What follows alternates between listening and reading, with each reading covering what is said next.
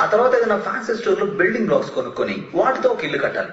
ఆ తర్వాత school toilets ఇలాంటి చిన్న చిన్న వాటికి టెండర్లు వేయాలి. అంతేగాని ఒకేసారి 300 కోట్ల రూపాయలు కాంట్రాక్ట్ చేసేస్తానంటే మేము చేతులు కట్ట కూర్చుంటామా? ఇప్పుడు ఏం చేస్తావమ్మా? మొత్తం కట్టిందంతా కూల్చేసి మళ్ళీ తోవి మళ్ళీ ఫౌండేషన్ వేసి ఊహించుకుంటే తల తిరుగుతుంది. టైంకి అవుతుందంటావా?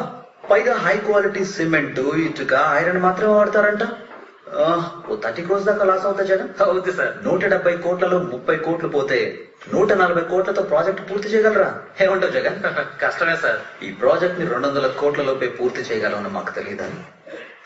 మరెందుకు 300 కోట్లకు టెండర్ వేశాం? వచ్చాడండి పెద్ద పుట్టింకే. వంశపారంపర్యంగా నిలబెట్టుకుంటూ వస్తున్న వ్యాపారం రాయితే నీలాంటి ముష్టెదవల్ని అంత ఈజీగా ఎదగనిస్తామా? మీ లెవెల్కి తగ్గ పని చూసుకోండిరా. నా అర్హతకు మించిన ప్రాజెక్ట్ అని వెనక్కి తిరిగి చూడకుండా వెళ్ళిపో.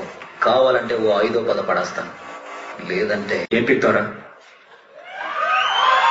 ఎరా ఎర్రి పప్ప, ఎటువంటి కష్టమో పడకుండా అసలు ఏ క్వాలిఫికేషన్ లేకపోయినా మీ నాన్న ఉన్నోడనే ఒకే ఒక్క కారణంతో చెమట కూడా పట్టకుండా స్ట్రైట్ గా ఎంటీ చైర్ లో కూర్చుని నీకేంత పొగరుంటే అమ్మ నాన్న తిప్పలు పడి స్కూల్ ఫీజు కడితే ఎల్కేజీ నుంచి 10th క్లాస్ వరకు కష్టపడి చదివి పాస్ అయ్యి ఇంటర్లో ఈజీగా ఉన్న గ్రూప్ అన్ని వదిలేసి ఎంపీసీ చదివితేనే ఇంజనీర్ అవ్వగలమని చెప్తే కష్టమైన అదే గ్రూప్ సెలెక్ట్ చేసుకుని ఫిజిక్స్ ఒక ట్యూషన్, కెమిస్ట్రీకి ఒక ట్యూషన్, మ్యాథ్స్ ఒక ట్యూషన్ అని రోజులు పట్టుకు తిరిగి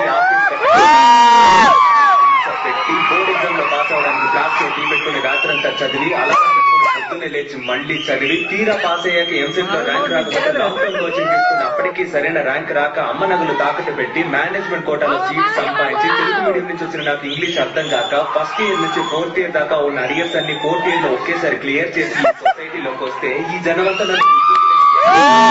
మాట్లాడుతున్నా లెక్క చేయక ఉద్యోగం కోసం ఆ ఆఫీసు ఈ ఆఫీస్ అని పిచ్చ కుక్కల 4 ఏళ్లుగా తిరుగుతున్న నన్ను ఎందుకు పనికిరావు తిండి తండగా అని మా నాన్న తిడుతుంటే ఒక్కో మెతుకు గొంతులో దిగక ముళ్ళులా గుచ్చుకుంటుంటే మింకలేక తక్కలేక చస్తూ బతుకుతున్నా. ఎవరో మహానుభావుడు మంచి మనసుతో అవకాశం ఇస్తే దాన్ని కూడా లాగేసుకోవాలని చూస్తున్న నీలాంటి బేవర్స్ గాడిని ఎదిరించి ఈ రోజు నీ ముందు నుంచొని మాట్లాడుతున్న ఉద్యోగులేని గ్రాడ్యుయేట్ ని నాకెంత పొగరుండాలరా?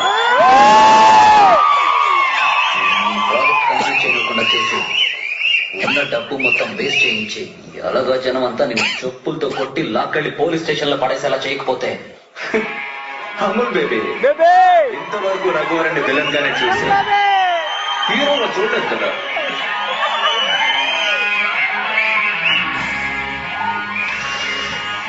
ఇక్కడ నుంచి చూపిస్తా.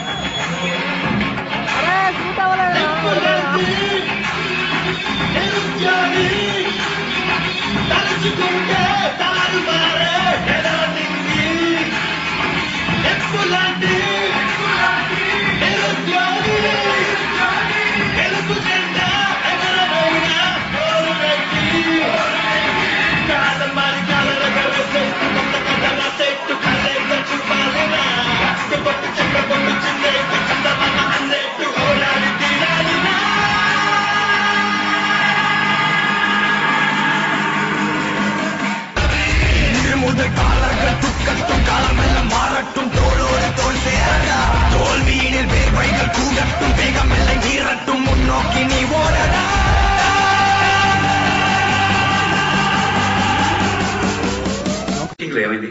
ప్రాజెక్ట్ కంటిన్యూ చేయమని చెప్పారు సార్. ఆల్రెడీ ఇచ్చిన బడ్జెట్ లో పూర్తి చేయలేకపోతే ఆ లాస్ కంపెనీ భరించాలని చెప్పారు. మీరేమి వరి అవ్వకండి సార్, నేను ఎలాగైనా బడ్జెట్ లోనే పూర్తి చేస్తాను. మిస్టర్ రఘువరన్, ఇందులో మీ తప్పేం లేదు. లక్కీగా ముందే నోటీస్ చేయగలిగాం. Thank God. 30 కోట్లు 40 కోట్లు లాస్ వస్తుందని టెన్షన్ పడకండి. దాన్ని ఎలా కవర్ చేయాలో ఆలోచించండి. మీ మీద నాకు పూర్తి నమ్మకం ఉంది. Thank you sir.